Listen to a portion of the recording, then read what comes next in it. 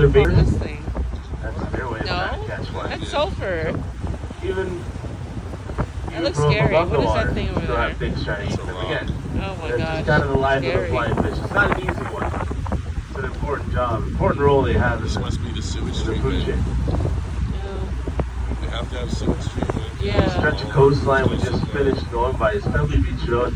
Maybe all the Important poops from part of the roads island, going to the that industrial rock. part of the island with the The fish eat it? freight service, the waste management plant, the only gas station in town located out here, and the power plant. Take it slow so we can scare up any more flyers. I'm sure you figured it out by now, folks, but these fish, they're flying, not for fun, not as some kind of mating ritual, right? They're not trying to impress any mates down there. It's a lot more simple. They're scared or they're trying to get away. It's a self-defense mechanism. These fish fly only to get away from their predators. While tonight it's the sea lions, I mentioned all their other predators they also have to swim away from. And flying fish, for their size, impressive swimmers, can reach up to 15 miles per hour in the water. But for a sea lion, something like a sea lion, that's pretty slow. Sea lions can double that speed in the water, and swim up to 30 miles per hour. So the flying fish has no chance of outswimming most of their predators, and most of them being even faster than the sea lion. So instead, what do? They evolved this ability to fly to help increase their chance of survival that way. Wow, I see them. However, if you want to be very technical, they're not actually flying. You see, they lack the strength in their pectoral muscles to move their wings up and down fast enough in order to fly. In other words, they can't flap their wings.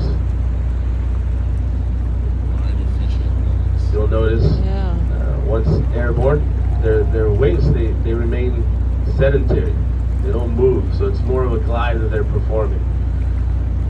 Glide right over the surface of the water. And if they sustain that glide long enough, then again, they get to survive. They hopefully get away from whatever's chasing them down there. If you want to be even more technical, those aren't even wings that they have helping them glide through the air. Those are elongated pectoral fins. Most fish in the ocean have pectoral fins. All their other bait fish cousins, like all these tiny little mackerel, anchovies we're seeing jumping out of the water, they all have pectoral fins. However, theirs are tiny. Usually one of the smaller fins on a fish are their pectoral fins. They use them just to swim, do slight maneuvers while swimming through the water. But for the flying fish, those pectoral fins are useless when they're swimming. They stay tucked in next to their bodies. They're only used for flight, and those wings will stay tucked in until the very last second before they break the surface of the water. Then they'll flare out, and then, of course, we know what happens next when they take flight. Where they're going.